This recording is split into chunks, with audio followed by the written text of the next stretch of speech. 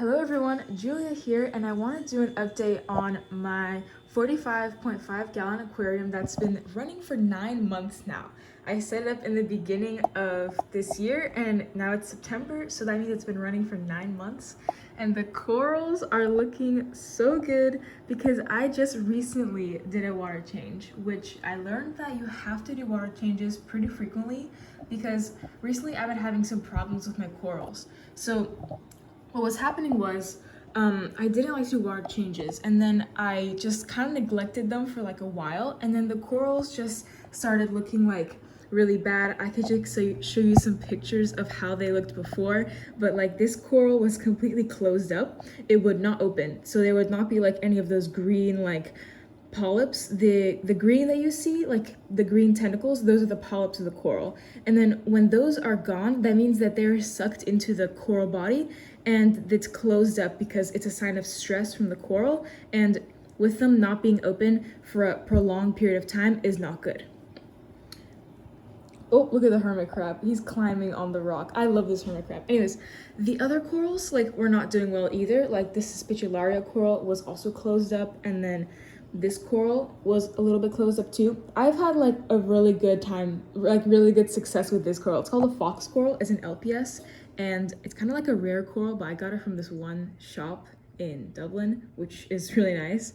And then this is a leather coral, and right now it's closed up because it actually had algae growing on top of it, and then I just took like a little brush and then I brushed off the algae, so now it's kind of like irritated and closed up. It'll probably stay closed up for like a couple more days, and then it maybe will shed, and then afterwards the polyps will continue to open up and it'll be fuzzy again. And then this is a type of Euphyllia coral. I'm not like exactly sure what variety of Euphyllia it is, but I know it's a Euphyllia. And then I actually did have a Euphyllia that was right next to it, like right over there. But the thing is, the other one died sadly, and it was really beautiful. It died from brown jelly disease because I wasn't doing water changes, one, and because the water was too hot. So I live in a very hot place, and it kind of affects my corals because the aquarium is in my room, and then the room gets kind of hot because there's this big window, and then the light is coming in through here, and then I also like live in this house and I live in this room, so it kind of gets like hot like that. So I didn't really know that that was like a big problem, and then that's when I got this chiller. This is like a refrigeration unit for this aquarium, and it basically takes in water from here. It takes in water from a return pump that I have in the sump, which takes the water that goes into the sump into the chiller. It cools down the water by mechanism of like a condenser and refrigerant, the same way how a regular refrigerator works.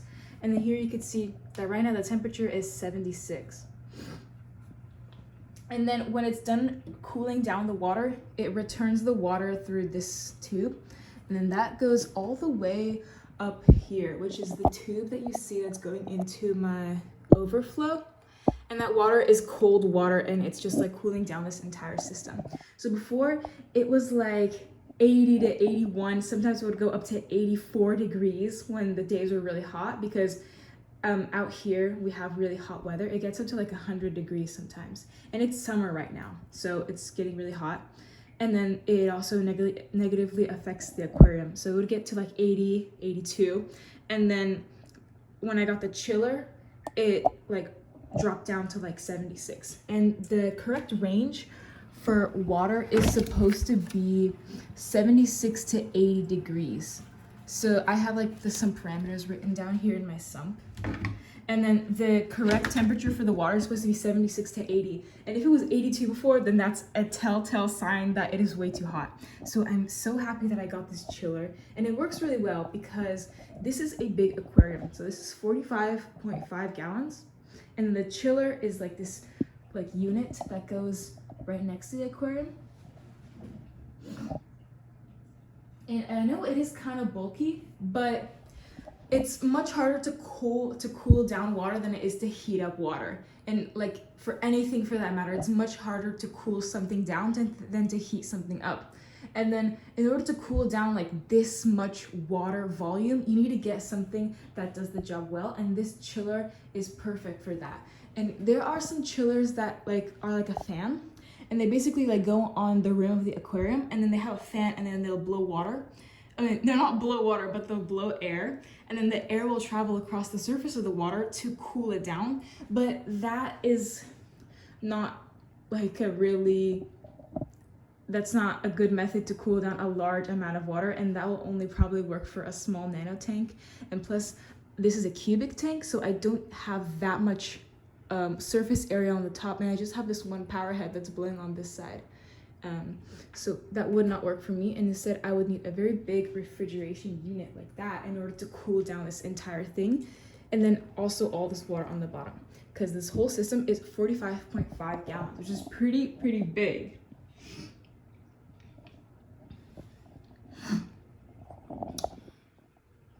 And then another reason why my corals were not doing so well before was because I hadn't done water changes in a while. So I kind of neglected my water changes for like a month and a half, which was really bad.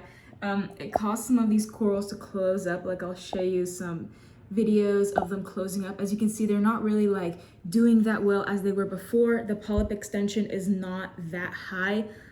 Is not that much for corals that are living in water that hasn't been cleaned and changed in quite a while. And the reason why I want to do water changes is because it refreshes the tank and it gives it like clean water for them to live in. That's like living in a room where you don't open the window to let in fresh air. Obviously, that's going to have negative effects on organisms that are living in the aquarium, because since it's a closed system, you've got to do things to maintain it. And water changes is like the best way to do that, because it takes out all the toxins that the corals release. Because corals, primarily soft corals, softies, like the stuff that I have, they release something called like oleochemicals, and those chemicals basically inhibit the growth of other corals. And also algae can produce other chemicals that inhibit the growth of corals too. So you want to change the water to not to like dilute out the concentration of oleochemicals so that they don't like kill each other, because corals commit chemical warfare. So you're gonna want to do water changes to kind of, oh, I just caught that one closing up, which is so weird. Did you see that? The coral just closed up randomly. I don't know what happened to it. I mean, sometimes you look at corals and then they close up randomly, but yeah, see, these are like very strange animals. And then I like just learned how important water changes are. So it's been 5 days since I've done a water change, and the corals are looking so much better than they were before. Like now they're so much more opened. I also got this coral. It's called an alveopora. It's like a goniopora, and as you can see, it's kind of like closed up right now, but hopefully it'll get more opened up later. And sadly, because I haven't done water changes in like a long time, I did have that one coral die from brown jelly disease that was here, and I'll show you a clip of it, which is really sad. And then I also had another coral here, which was a Kenya tree coral that also got brown jelly disease. And I don't know how I managed to kill that Kenya tree coral, because it's like a crazy persistent coral. It will like spread all over your tank, and it actually has like spread all over my tank, the Kenya tree coral.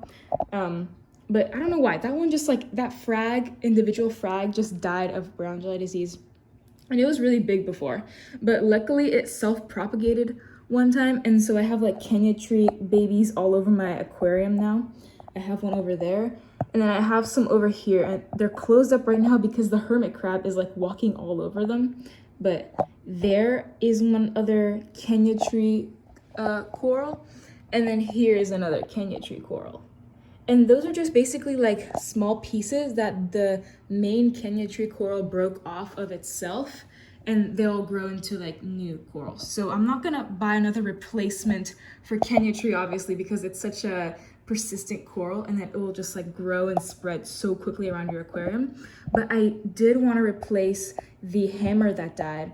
So I know it's sad that some corals may die sometimes, and then sometimes things won't go always well, but you learn from every mistake that you make. And this time I learned that it's important to keep corals at a specific temperature, which is 76 to 80 degrees Fahrenheit, which is why I got a chiller.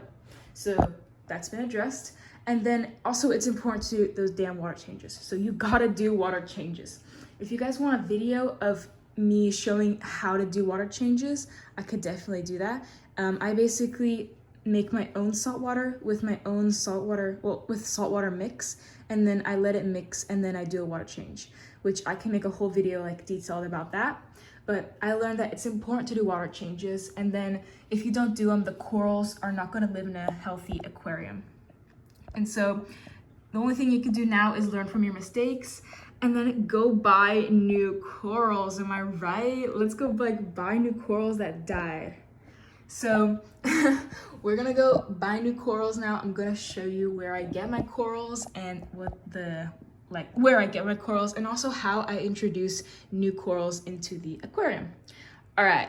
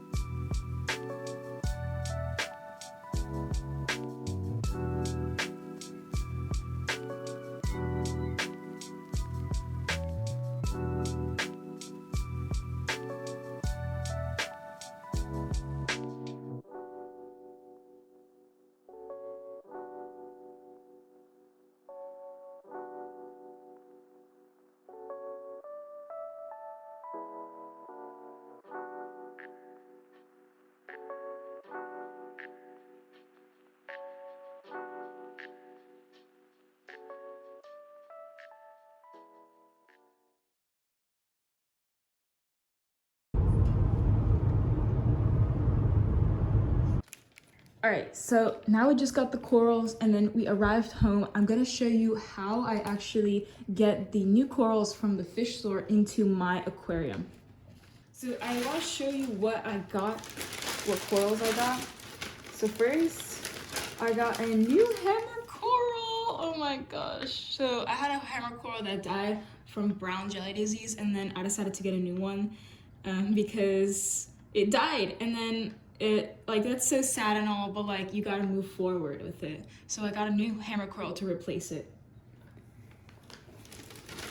And then I also got this, and this is a feather leather coral, or a feather soft coral, and it's like on a styrofoam thing right now, so it's kind of floating, and the polyps are closed up. So I'll show you a video when they're not closed up. But what will happen is when you get corals from the store, it's a lot of stress on them to ship them and like to put them in bags and even just to touch them. So during the time that they're being transported from the store to your house, they're gonna be closed up, but that's not a big deal as long as you get them in your tank right away and then you just leave them alone. And then this is a Duncan coral. It looks kind of weird right now. But yeah, it's like this green Duncan coral because I had another Duncan coral and it died. It actually like died quite a while ago. I'm not sure if it was because of this recent problems with my water changes and then the heat, but I had a Duncan coral and it was so beautiful. And then I wanted another Duncan coral because it was like the most beautiful coral in my tank, and sadly it died. But then we got another one, and this one's like a green color, really nice. It was only $30. All right, okay. So then how do you put these corals into the tank?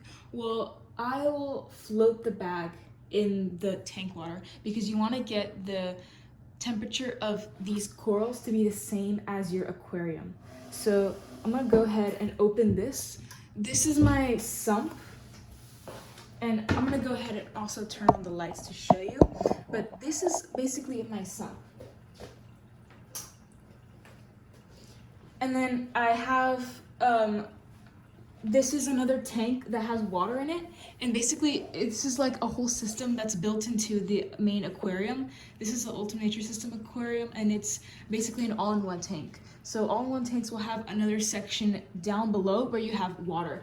And then basically you just take the bag of the coral, and then I put it in this section right here where I have water, and you just float the bag in the water. And then that way you're getting the corals acclimated to your water temperature, like that. So you just like take the bag and you just put it in your water. Like you just put it in your water. You don't have to like unzip the bag. You just have to float it in there for about like 15 minutes to get them acclimated to your temperature. You could drip acclimate the corals, but you don't have to. I usually drip acclimate the fish, which is what more people do because if they need, like, they're more sensitive to changes in parameters. Maybe when I'll have like fish and corals that I have to acclimate, I'll drip acclimate the corals too. But when I just have 3 corals, I usually just float the bag. So then now we're gonna wait 15 minutes for it to float. Oh, and by the way, that sound that you just heard, that was the chiller. When the chiller turns on, it makes that sound, but it's not that loud and I don't have a lot of problems with it, and then it cools my water down, so that's good. Also, another cool thing that I've been doing is tracking stuff on a calendar. So as those corals are acclimating, I'm gonna show you this. It's basically like a calendar that I only have for aquarium stuff, and I just write down when I fed my fish, I write down my water parameters, I write down when I dosed stuff, I write down when I cleaned my protein skimmer or trimmed some of the algae or did a water change. See, I did a water change on the 16th, and today is the 21st. And so I will write, I got 3 new corals. Just so that I can keep track of like what days, or like what happened on what days, and also my parameters. So yesterday the alkalinity was 9.3 and the calcium was 420 ppm. And then I dosed some solutions. I'm dosing B ionic right now, the alkalinity and the calcium like 2-part, and so that's been like working pretty well. I test for the parameters every 2 days, and then I dose more solutions if they're kind of low, and I make like adjustments accordingly. But this is like really easy. This makes it really easy to track like what is going on in your aquarium and also what you've added into it and also your parameters. All right, so I've allowed the corals to acclimate for about a little more than 15 minutes. And then for the next step, what you'll need is a bowl, a coral dip, and then a sharp blade to cut the bags, and then a towel, of course, which you'll kind of need for everything in this hobby.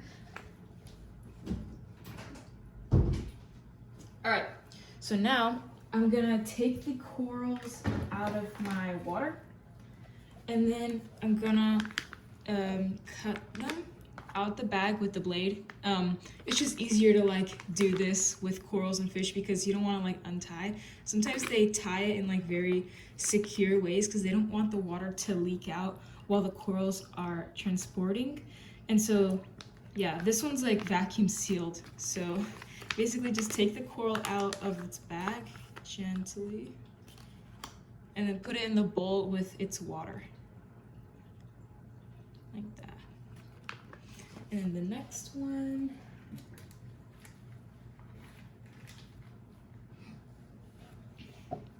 see how this one has like a metal staple? It's really hard to remove, so all you have to do is just use a blade to cut the bag itself. This one's gonna be kind of messy, okay? And sometimes they'll even double bag it.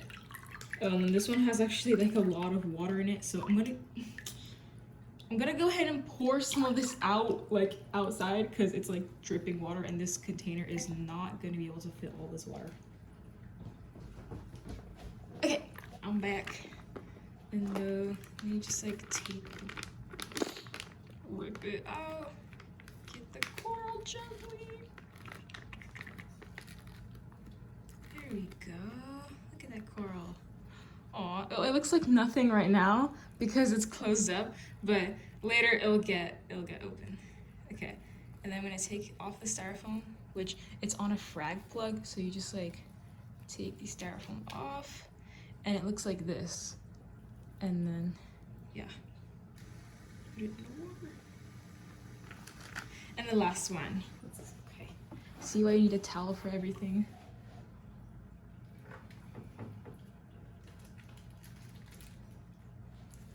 And then the last one, which is the little Duncan coral. Oh, it looks so cute. Okay. This is gonna like spray water. Oh my god. Okay, okay.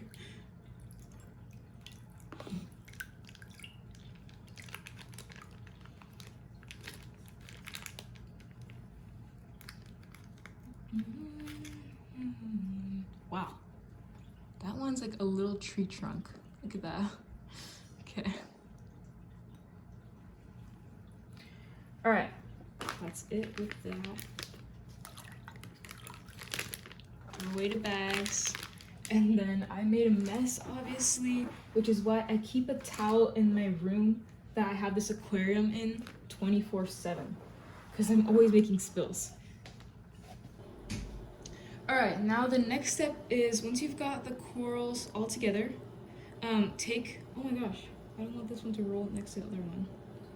Okay, the next step is to take a coral dip.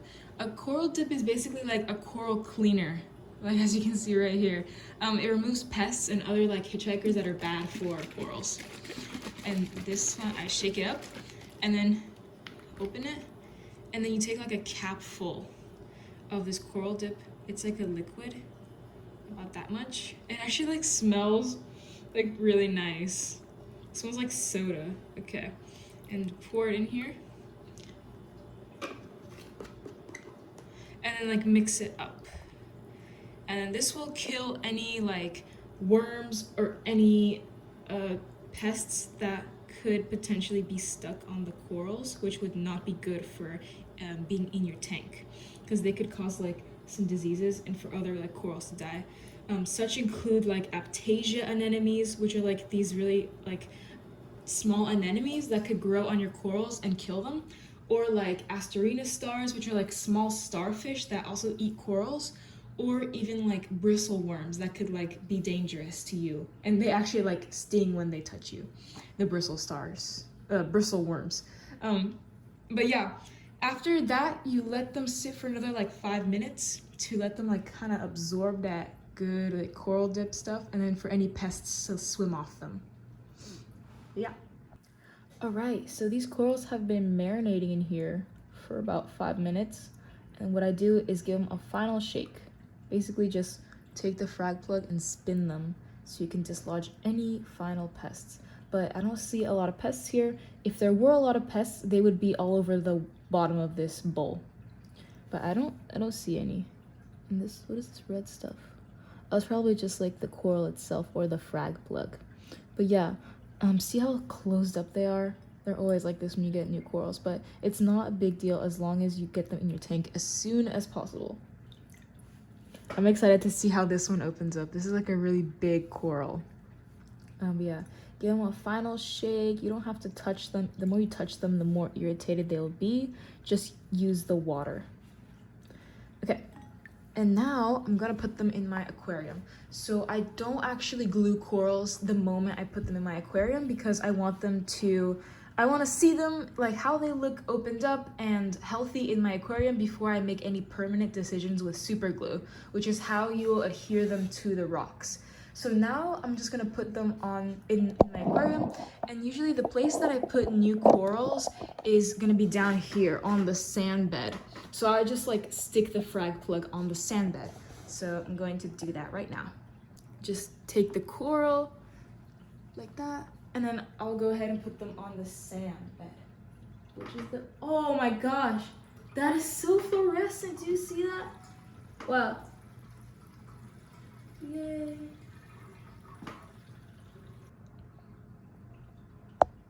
Yay. This is my new hammer coral. Welcome home. Aww. It's gonna be an exciting one. Welcome home, corals. Oh my gosh, this one has bubble algae on it. Whoa. Alright, I'm gonna go ahead and remove that because I see a little bubble algae. Alright, so I actually saw a little bit of bubble algae on this coral and I just removed that.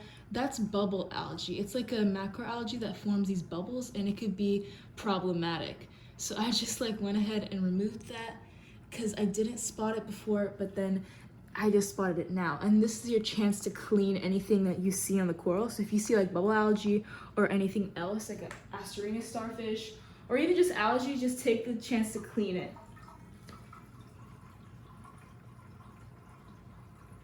All right, we got the corals in. Yay, all right. I just put them on the sand bed for now, which is their temporary home until they open up and I get to see what they look like.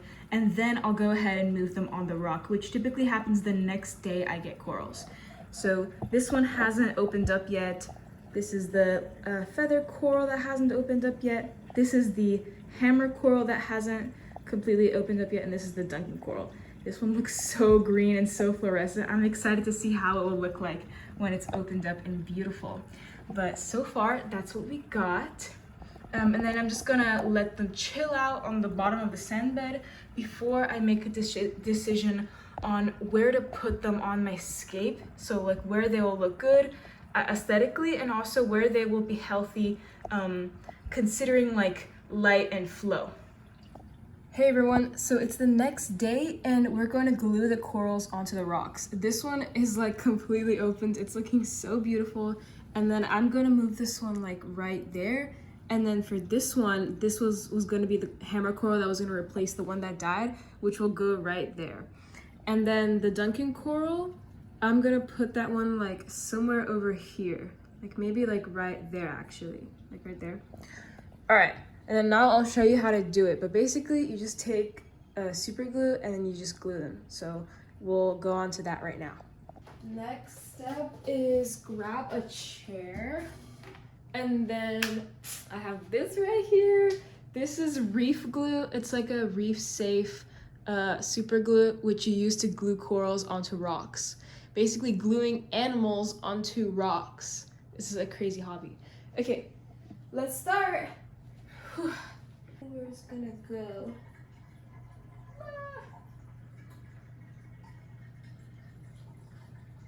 Get my shape off some of that sand. And then every time you touch the corals, they'll close up. There's like no way to avoid it. So I just don't mind. I mean, like, I hope they don't mind, but like. All right, so I just got this new tool. This is like bone cutters and you use it to cut the coral frag plug because otherwise it won't fit on my rock. So let's do that. You take the coral and then you take this like frag has gotta go. You take it in between the bone cutters, and then this part's kind of scary, so like watch your fingers. But like you just have to like cut it. Ah! Okay. Ah! Okay. Did we get it? We got it. See? You got the cut. And then now it could go on the rock, like on a flat surface, which is good. And then hold it there for like a couple seconds sturdily so that the glue adheres. Should they go right there or kind of bare? I don't know, they kind of bare. I don't know where these corals should go. I don't. Okay, so what I've done is I glued this coral here and then these two other corals here. Now I just have to give them some time for them to get used to their new location and then for them to start opening up their polyps again because they're closed. Once more. Hey, so it's the last day. All right, it's the next day, and then all the corals are open except for this one, which stays in like a shedding period for like weeks on end. So I'm just have to be really patient with that guy. But this is open, and this looks it looks so beautiful. It's such a beautiful coral when it's open. And then the other ones that we glued were this one, and this one's just like loving it in the water, like how it's flowing. I love that movement. And then we got this one, the Duncan coral, and it's opened up. It's like so green. It's like so vibrant. I love it. And then This is also open, and this one was like flopped over before, so I'm happy that it's looking good. But overall, the tank looks like really good, so I'm happy about that. I hope you guys liked the video, and then let me know if you want to see more videos like this. And then I also wanted to make another video about how I do a water change. Oh, and then this guy's climbing on the sides here. But I hope you liked it. I'm gonna end the video here, so peace out everybody. Bye.